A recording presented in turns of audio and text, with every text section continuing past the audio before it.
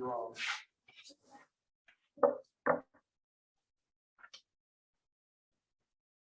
I'm on. Yeah. Hello, everybody, and welcome to our March general meeting.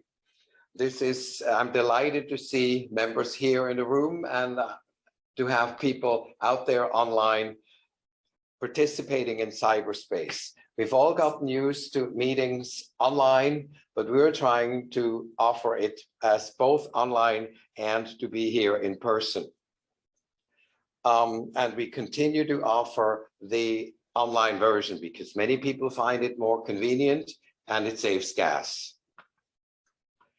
Tonight's meeting will be recorded and it'll be later be accessible on the website too. I'm Ed Maurer, chair of the management committee of Sierra Sage, and I succeed Mike Sappingfield, who led the group with great success for many years. We're grateful for all he has done for us and are glad that he continues as a voting member of the committee.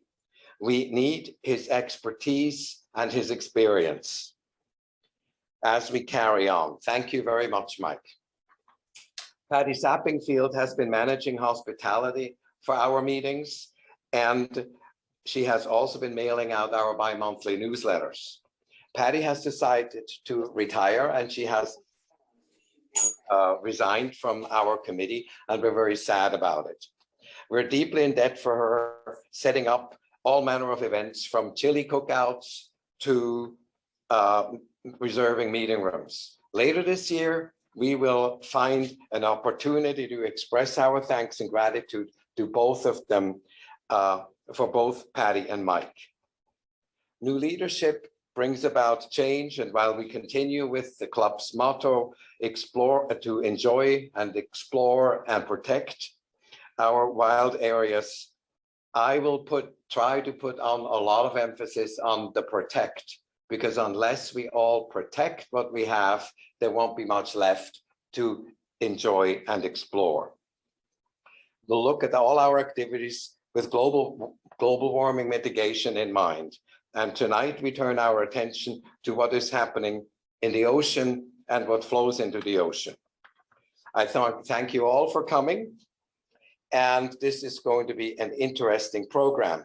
I'll pass the mic on in a moment to Leslie Fitch, our programs and events co-chair, while Todd Fitch is pulling all the technological strings behind the scenes. Thank you both very much for what you're doing. Leslie? Thank you. My name is Leslie Fitch, and I'm the program and events co-chair for Sierra Sage in South Orange County. I'm pleased to introduce this evening's speaker, Forrest Leigh, who comes to us from the Water and Ocean Conservation Group Heal the Bay. The title of their talk is Know the Flow. Forrest is a passionate community service volunteer and manager with Heal the Bay, as well as a Salesforce wizard. They are thrilled to present to us on their area of expertise about water and where it comes from in Southern California. Forrest joined Heal the Bay after completing their master's degree in biology at the California Institute of Technology in 2019. They are known for their volunteer engagement, analytics strategy, and eagerness to assist volunteers and other staff. Forrest also enjoys rock climbing, salsa dancing, and exploring the wilderness with their adventurous rabbit, Han Solo.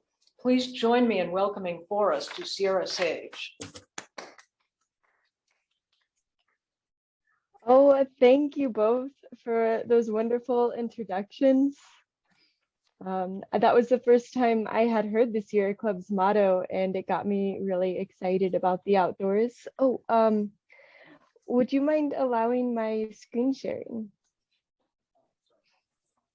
As an opening, I wanted to let you all know that I really enjoy conversational style presentations where we have a dialogue. So if anyone has questions during the meeting, I do not mind at all being interrupted, because I would really be most happy if y'all are learning about the things that y'all want to learn about and are interested in. The title of this talk is called Know the Flow, and it's all about the challenges that Los Angeles faces with getting water here and this Mediterranean climate that faces challenges from climate change and drought. For better accessibility, I'm going to turn on these captions that you'll be able to see at the top of the screen. So you've already heard a wonderful introduction on me. I've been at Hilda Bay for 2.5 years. I really love it here and love being activated to explore, the wilderness with people who are amazing and thoughtful. Probably very similar reasons why y'all have been participating in Sierra Club. So to get started on water, we all know that water is important for life, supports life on Earth.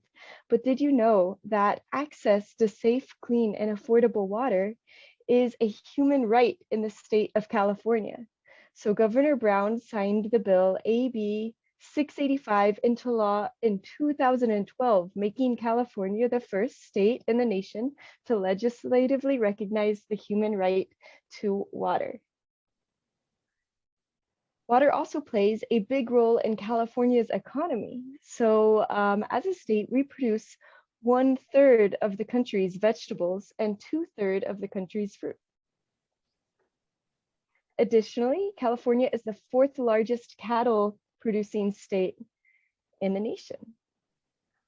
On top of all those important facilitators of life that water provides for us, it's also essential for a lot of our fun, especially a lot of us here in Los Angeles, where it gets very, very warm. So fortunately, we live on a planet that has lots of this important substance, water. 3/4 of the Earth is covered by ocean. The problem is that only a small percentage of this water is accessible to us as fresh water. And so 97% of that water is in the ocean as salt water. And then the next 3% is actually captured in ice and glaciers. And so even if we could access that water, I'm sure all of us know by now that that's something that we don't want to do, right? And then that leaves just, I think I might need to click again to show it. Oh yeah, less than 1% of the water is fresh water that we can easily consume and use for things like brushing our teeth and watering our yards.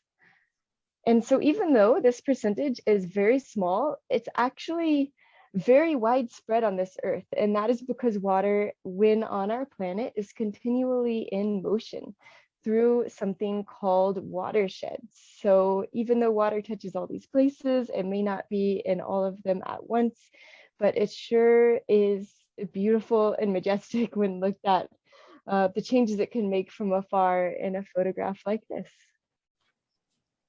So we're gonna go all the way back very quickly to a concept I'm sure y'all all used to be very familiar with, which is the water cycle. And it's all about how water on our planet is this self-cleaning substance.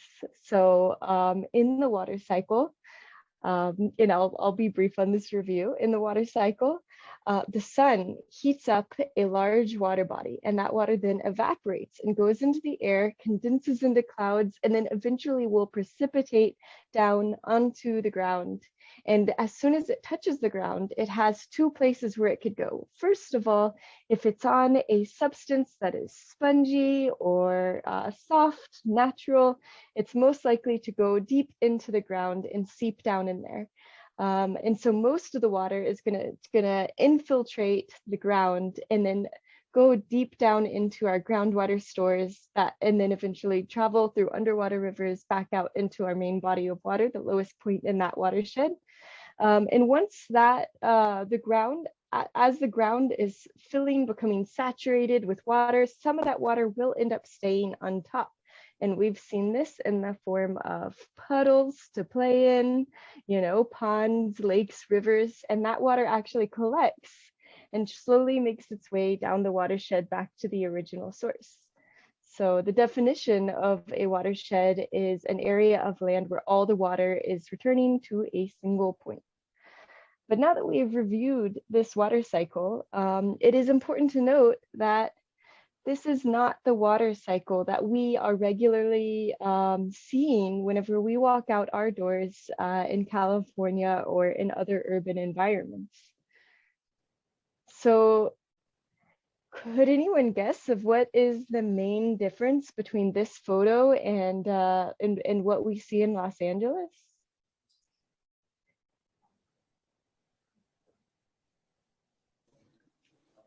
Well, we have so much concrete and hard surface, water can't be absorbed that easily, so maybe it runs off more.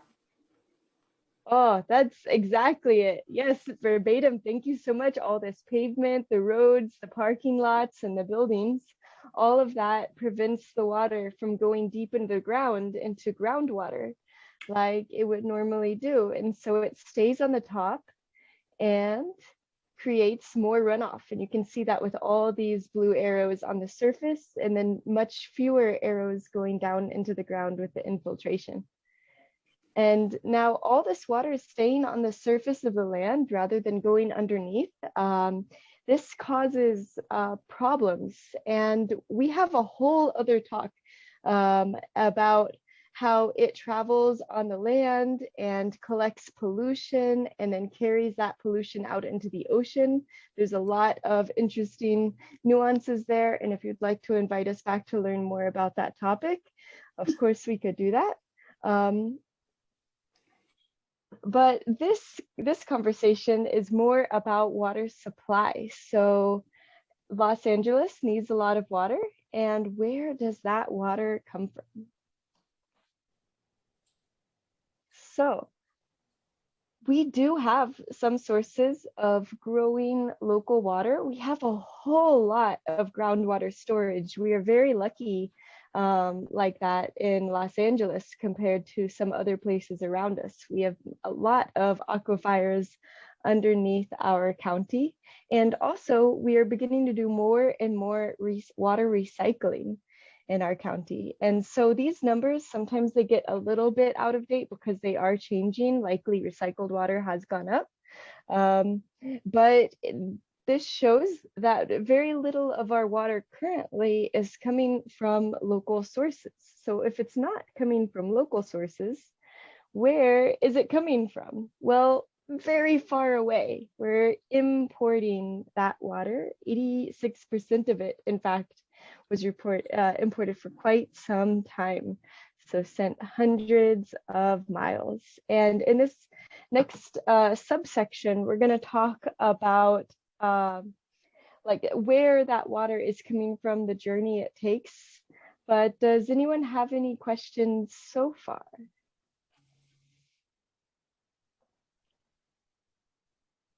And if you do about water recycling, there's more to say on that later. I think it's a very exciting topic. Okay, so the first point of origin where we're getting a lot of our water is coming from Northern California along something called the State Water Project. So here's a picture of it from above. It is an aqueduct that is a concrete lined channel that is exposed to the upper air. And we get almost half of our water from all the way up here, and it comes from snowpack near Mount Shasta, Mount Lawson. All of that water goes down into the San Francisco Bay, and we pump it right out of there. Ooh. Now, the Bay Delta is actually the largest estuary place where an estuary is a place where the river and fresh water reaches the ocean. It's one of the largest estuaries on the West Coast. To get water from there to Southern California, giant pumps actually have to draw water out of this low point with such force that occasionally it can reverse the flow of these rivers up here as well. And so lowering this water level has had consequences as well. This water that we are taking from this area has killed fish like the endangered Delta smelt And there's also concern with taking water from here for something called saltwater intrusion, where the ocean water can actually travel into the groundwater underneath this agricultural area and even prevent it from being a viable source of agriculture in the future.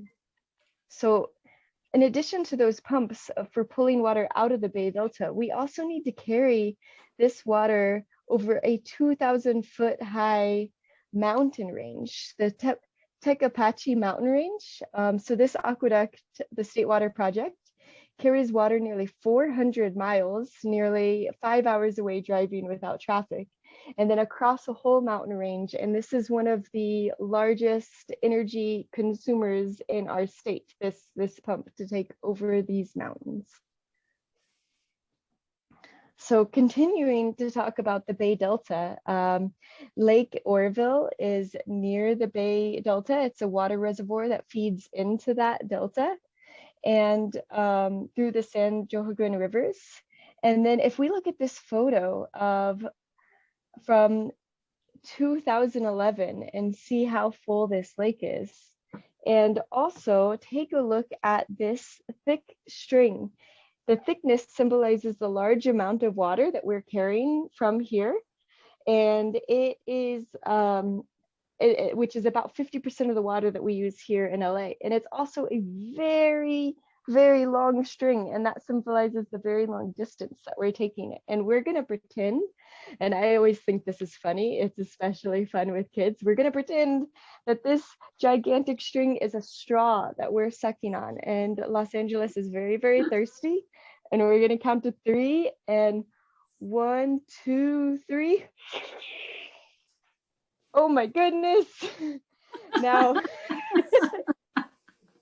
it's very silly. And I definitely make sure to always say, like, Los Angeles is not the cause of droughts, but we're certainly a participant in it who has responsibility for treating our water well and making sure that it is available for everyone in our state, despite what the weather provides, right?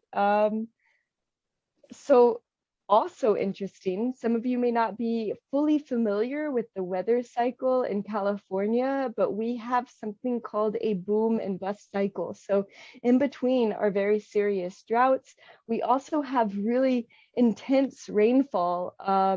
And so this is that same lake at the spillover. It broke just a few years later, like these photos, they're 2011, 2014, and now it's so full that it actually broke the spillover, had to evacuate a town underneath. And so something to take away from this is that on average in LA, we get about 14 inches of rain, but there has never been a year where we're actually getting that average. There's always it's always somewhere between 9 and 20 something. It's at the extremes because we have this boom and bust cycle for our rain.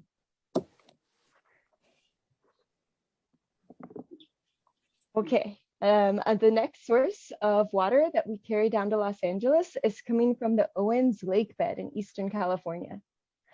This is actually called the LA Aqueduct, and it is taking water 223 miles, which is about 4 hours away by driving, but it is about half the distance as the other aqueduct. Mm-hmm. And now what we see here is a very old picture. It's a very old picture of what used to be Owens Lake. This photo was taken in 1911. And in fact, this used to be one of the biggest lakes in the Western US. During the gold rush times, there were entire large barges that would carry gold, like the types of barges we see on the ocean, like carrying gold across this body of water that was so vast. And so now we're going to do our little game again. So we have another string. It's slightly smaller because we're not taking nearly as much water from this source, and it's a little bit shorter. It's about half the length, and we're going to take our straws and take a big old refreshing drink of water from nature. Oh my goodness. All the chaos this causes. And I think it's important to note that when this happened, when we drained Owens Lake, which is now permanently not a lake, but not as dry as it's seen in this picture, Los Angeles had been growing significantly. And there are a lot of environmental justice issues connected with this event of taking this water from this lake, one of which being that this dust that came up from the dried lake bed that so easily blew into the air with the mountain winds was full of really dangerous chemicals, including cyanide and arsenic, that affected the locals in that area. And LA has been working to mitigate the problems caused by this, spending a lot of money to rehabilitate this land. We are now no longer allowed to fully take all the water. We have to leave some of it behind to prevent the dust from going up into the air, but we still get a lot of water from this region. The third and final region that we're pulling water from is something called the Colorado River. So this is from a dam near Lake Havasu, and it is carrying the water. I want to make sure I get these numbers right. It is carrying the water 242 miles, about a 5-hour drive away from LA without traffic. And we're getting 9% of our water from this river, but we are not the only ones taking from this source of water. The Colorado River, famously the source or the generating origin of the Grand Canyon, travels through 7 different states, and a lot of different states depend on this water and are working to split it in the most equitable way possible. And so we're gonna play our game here. Oh, wait, never mind. Oh, yes. Okay. So already this river is looking a little bit dry because we're not the first state to be taking water from this river. So we've got our straw. It's 242 miles long. We'll take a big old drink. Whew. And in fact, this brings us to another factor that can be challenging, and that is that this river has been over allocated, meaning that there are more rights to water than there's actual water flowing in this river. And because of this, for 16 years, this river did not reach the Sea of Cortez in Mexico. So a recent compact between these two countries now ensures a minimum baseline flow to that estuary and ecosystem, but we entirely prevented another country from accessing this water. We're part of that. So there is this question that we can be asking ourselves, and that is it fair to be taking so much water from people who live in these far away places? And hopefully we'll have better answers to that as we move on. But first, we will talk a little bit about climate change. So you may have noticed astutely whenever I first started talking about the sources of these water is that they all have something in common. They are coming from snow melt from different mountain ranges in California. But climate change is having an effect on our snow melt, in fact. Where there was once snow, there is now a lot more rain. And this is an issue because our current water system that was built 100 years ago with these aqueducts, basically everything that we depend on to get water into our taps was built based on snow being present to store our water for free for much of the year. So whenever the snow was the storage source, it melted slowly. And traditionally that water would gradually release across the summer to meet our summer needs. But if it just falls all at once like rain, it's just going to head straight down to the ocean, and then there won't be any storage left throughout the summer for Californians to take that water, to continue taking that water. So it just speeds up that path of the water going back to the ocean instead of happening very slowly. And we continue to hear about record-breaking temperatures in the news, and in fact have experienced 18 of the hottest years on record in the past 20 years. So it continues to get hotter. And another thing to consider with our current water system that's very old is that it was built, these aqueducts, they all cross the San Andreas Fault. And so if there is an earthquake, LA is also in danger of not having access to water in that occasion, which is something to be mindful of. So after we've sent water from these very far away places, hundreds of miles, this water is used in our daily needs, flushing our toilets, taking showers, washing our clothes. And then we send that water after it goes down the drain, down to one of our water treatment plants where we clean up that water. And then we send that water right into the ocean. Nearly 270 million gallons from Hyperion alone every single day. And with it, and additionally, water on the surface is carrying pollution into our ocean as well as it collects things in our streets.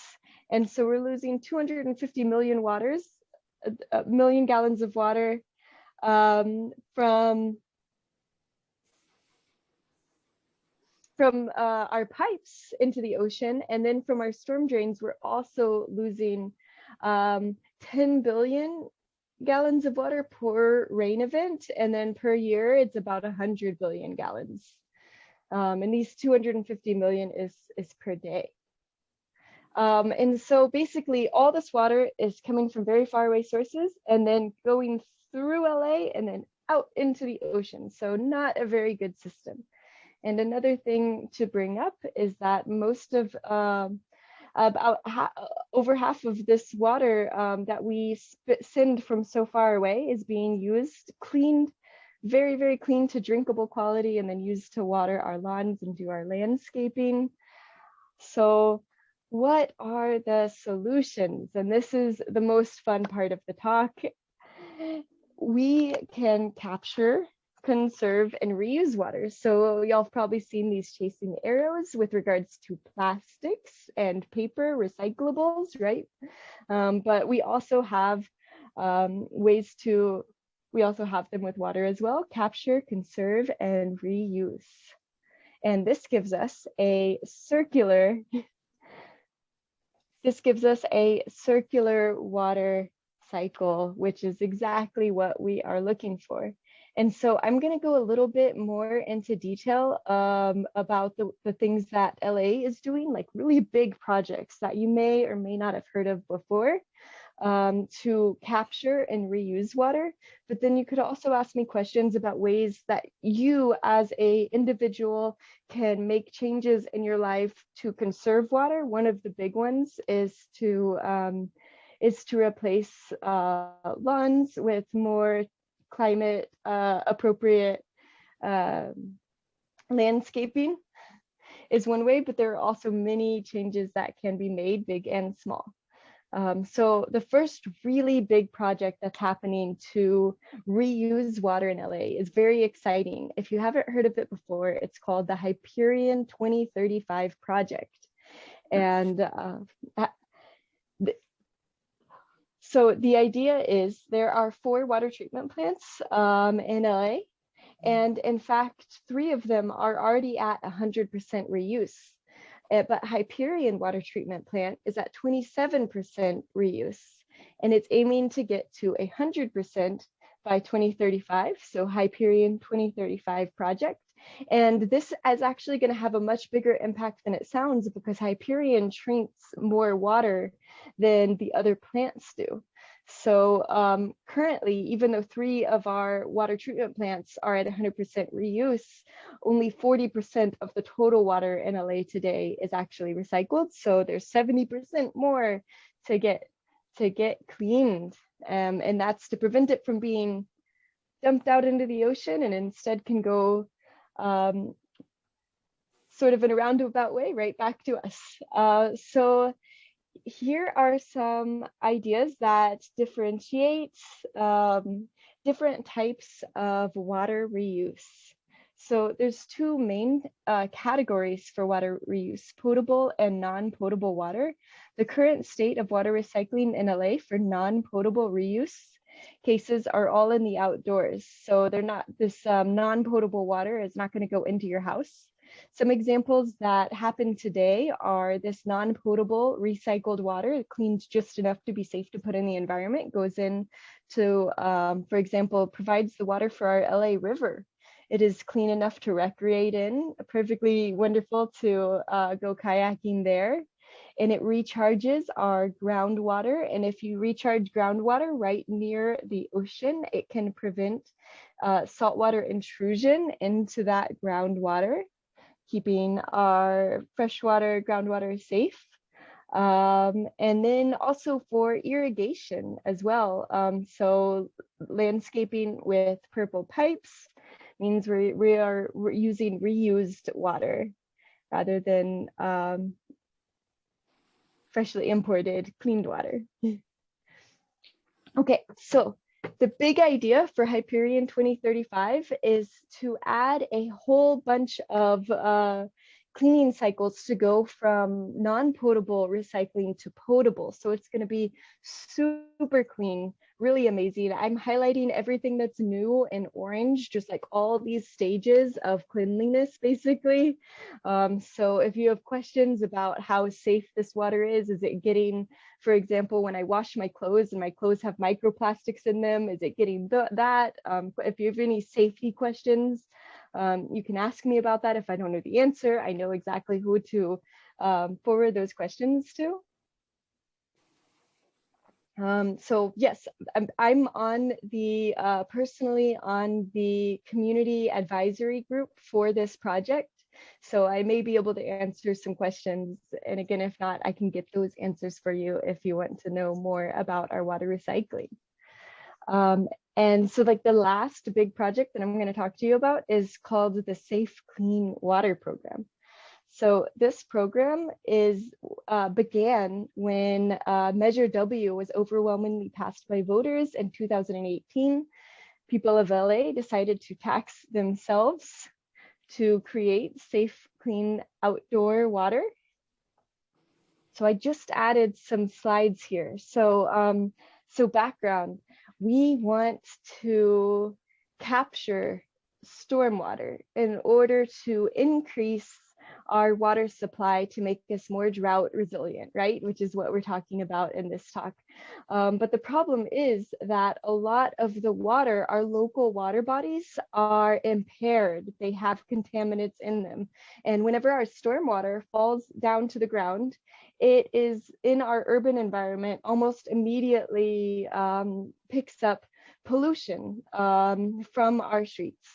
And so that is one difficulty of collecting stormwater. And another thing that this program considers is that there is not an equal pollution burden across all of our communities. So that polluted water, as well as other pollutants, are causing uneven consequences for people in LA. So something to point out is that this program is actually meant to solve multiple problems at once. It's increasing our local water supply, right? But it's also cleaning that water and improving the water quality and getting that pollution out of our communities. And also it's working to make these changes with equity in mind. So there is money set aside specifically to go to under-resourced communities and make sure that everyone is getting clean water. We're making this water for everyone. And I think that's pretty special and new. So just because y'all might not be able to picture what exactly this is, I'm going to give a few examples of some of the things the Safe Clean Water Program is doing. So imagine like in the long term, what we would really like to do is build brand new parks that collect stormwater. But so far, we are in the beginnings of the program. It's in its fourth year now. And so far we are doing projects where depending on where you are in the county, you can build bioswales, so green areas on sidewalks and in streets to allow rainwater to infiltrate naturally, right, in parking lots. But in other areas, there is a layer of, among other complications, there's a layer of clay in between the aqueducts underground, the underwater storage, and then the surface. And so even if you do allow more infiltration, that water isn't going to go into our stormwater, our groundwater storage. And so what people are doing is building what are, I don't know why I'm blinking, cisterns. Are building these large underwater cisterns to collect water underneath parks. And then that water could be used to landscape the parks above them, or it can be releasing that water at night to the water treatment plants to be cleaned and recycled. And so very amazing and diverse projects that are happening with the Safe Clean Water Program. Additionally, there's building of parks and wetlands because of wetlands and trees and other nature can actually help to clean contaminants out of the water as well in a natural way, while grabbing carbon and making oxygen. One of the last things I want to say is that Heal the Bay got into the Safe Clean Water Program as members in 2021, and we oversee projects that are happening down in the South Santa Monica Bay and the Central Santa Monica Bay. So if you have questions or ideas for projects, we would love to talk about them with you. And the last bit of news is I recently did some math based on the projects that have been funded and have already been funded since this year. And the Safe Clean Water Program will have the capacity to collect 50% of LA's stormwater in the next 5 years. So we're basically already about to be halfway there. But the thing is that the projects that have already been funded are really big projects, and the projects that have left to be funded, it's not like we're like 10 years from completion. We're actually expected to be done collecting stormwater in the year 2050. And the last bit's going to be a lot slower because we're trying to collect stormwater from all these different places. What the term I've heard is urban acupuncture. So just like lots of small projects to really like get that rainwater from different areas. But good news is that we've already started with a bang and are making a lot of progress. So I would love to take some questions. I can go back to any slides or just, talk about anything water y'all would like.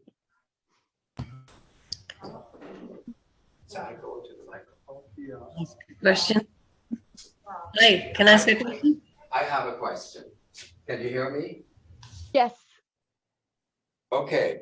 What I wonder about is, I think there is a water treatment plant in northern Orange County that could provide potable water.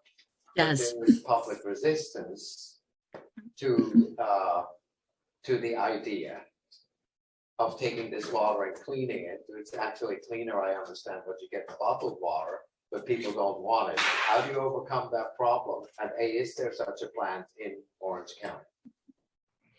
I think that is a really good question. I will point out some holes in my knowledge, and that is I don't know as much about Orange County. Having been in this field for only about 2.5 years. But it is my understanding that Orange County actually has been recycling water for much longer than Los Angeles already. And that they have found ways to overcome that barrier. I think today, some ways that we're working to overcome the fear of toilet to tap, which isn't exactly what's happening here, is we're adding a lot of amazing new technologies. So we're trading out our like digestion vats with something called a membrane bioreactor, and that membrane, like, basically it gets the water way cleaner than it would have otherwise, and really, yep, we've added several different steps to get the waterway cleaner, but even then, because we don't want to concern people about having that water go straight into their sinks, we're putting that water back into the ground. So we get it really, really, really clean enough to drink, and then we're putting it into the ground, and that also cleans it, right? Because there's the nature, it adds back in a lot of the minerals from the ground, and then from our groundwater we suck it back up, and then we clean it again with the normal way that we clean groundwater before sending it into people's homes. So that water is just going to be super duper clean. So running it through the groundwater system makes it more politically palatable. It also makes it healthier. Yeah, that's what I've heard. Yeah. If I could just jump in a second, Forrest. Orange County's groundwater replenishment system opened in 2008. It was one of the largest and state-of-the-art in the world at the time. It has since been expanded. It does use both microfiltration, UV, and reverse osmosis to purify the water. They have offered tours to the public, and I'd highly encourage anyone to sign up to go. The water is so bland tasting when it comes out of the system that they actually end up adding some minerals and things back into it to make it more palatable to our palates. But yes, it has been in operation since 2008. It's been expanded to double its size since then, and is definitely state of the art. Wow, 2008 is a lot more recent than I thought. But yes, we're adding similar reverse osmosis, UV, very neat. So in Orange County, y'all add the minerals in yourselves. Does that mean it goes right to the taps? Which I think is perfectly safe. It gets put back into the groundwater system. Okay. So it's also acting as a barrier for salt water to keep it out. Mm-hmm. And then replenishes we have a huge groundwater basin in northern Orange County. Oh, very interesting. Yes, we are grateful that y'all led the way in dispelling that concern a little bit. Did that answer the question fully? Were there any parts missing? I thought it was a fantastic presentation, and your slides are cute, but very informative also. I really enjoyed it. Thank you so much. Can I ask a question? Can you hear me? Yes. Forrest? Hi, I'm Laura. I was going to ask, does this give us a better chance of fending off all this desalination energy that's I still hear about? Yes, I really think so. With you mean is capturing stormwater and recycling our local water combined going to be sufficient to eliminate the need for either imported water or water desalination?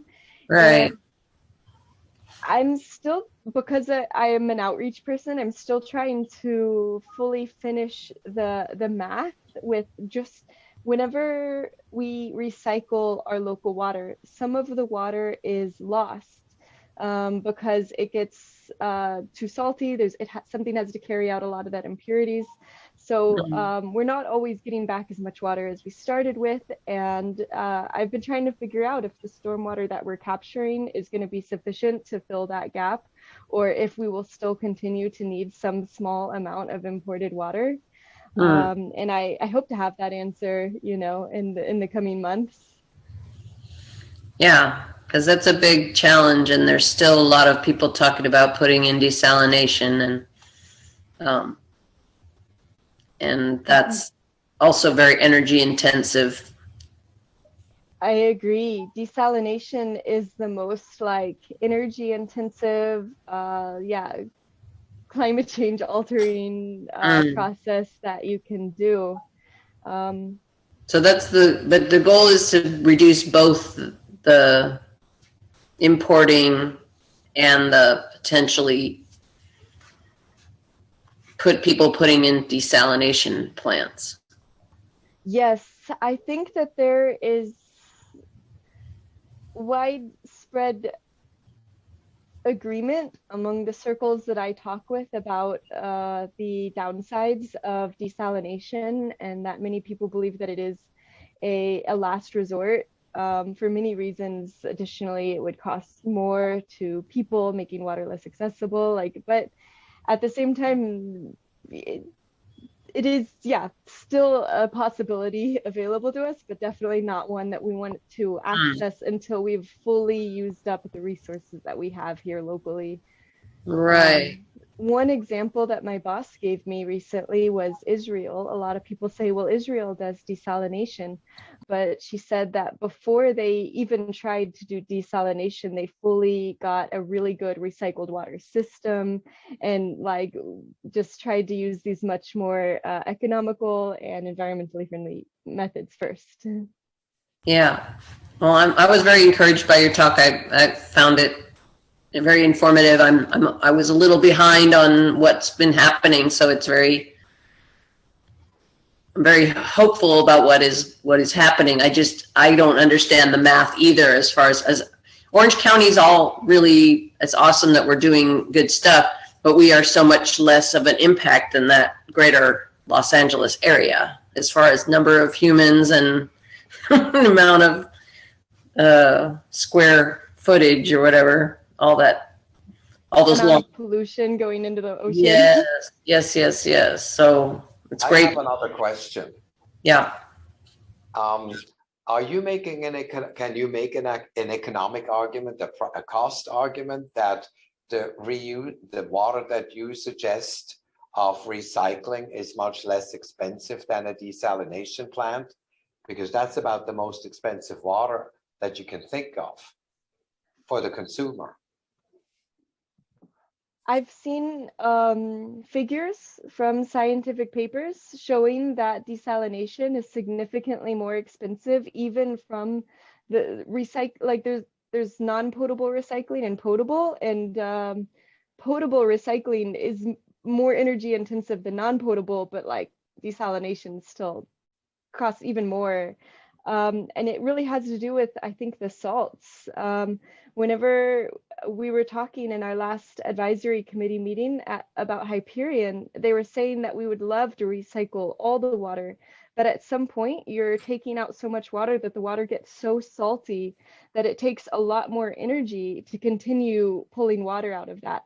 So it may be that we only recycle about 80% of the water, and that's just because we could scientifically pull out more water from there, but the environmental and economic costs of doing so might not make it worth it. Thank you. Thank you.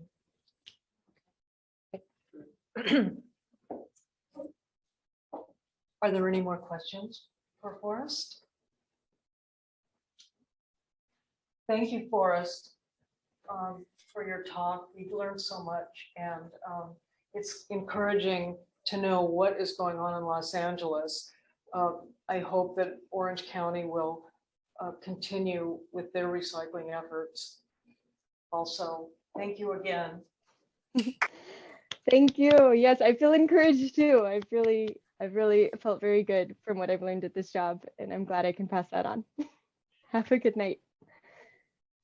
Thank you.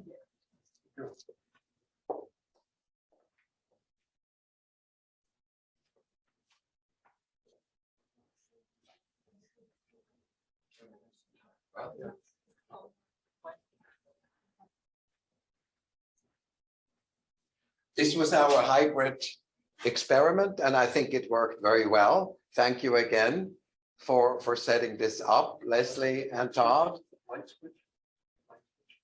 And sorry, oh, the light. Down, up. Up, up. Whoops. There we go. All There we go. right. Ah, light. And see you. I hope we can repeat this experience at the next meeting. Thank you very much for attending, and good night. Ed, before you go, Yes.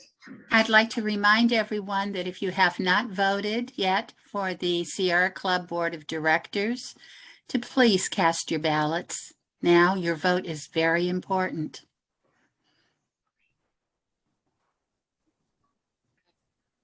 Thank you, Sharon.